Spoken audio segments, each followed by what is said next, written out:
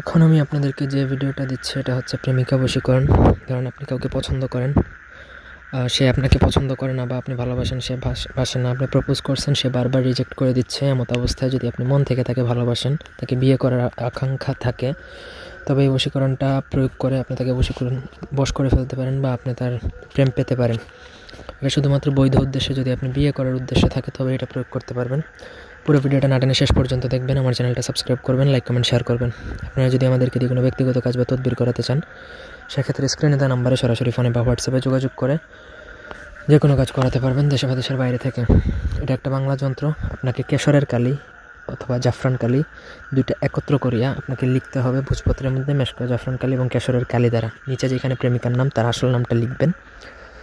তো নকশা যখন লিখবেন তখন আপনি প্রেমিকার একটা ছবি রেখে দিবেন সামনে, তাহলে আপনার কনসেন্ট্রেশন, মনোযোগটা থাকবে সেই দিকে, কার্যকরও হবে খুব দ্রুত। তারপর আপনাকে বাজার থেকে খাঁটি মধু কিনে নিয়ে আসতে হবে।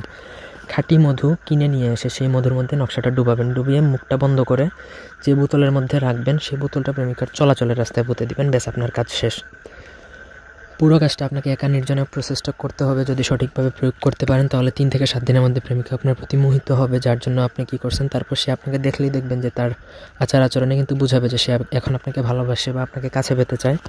তখন আপনি নিজেই বুঝতে পারবেন এবং একটা সময় সে বাধ্য হয় কিন্তু সে নিজেই আপনাকে প্রপোজ করবে বা আপনাকে নিজেই প্রস্তাব দিবে। তো এটা শুধুমাত্র বিবাহের উদ্দেশ্যে করতে পারেন, কোনো খারাপ উদ্দেশ্য নিয়ে প্রয়োগ করলে এটা কার্যকর হবে না। তো এই ছিল আজকের ভিডিও। ধন্যবাদ সবাইকে। আল্লাহ হাফেজ।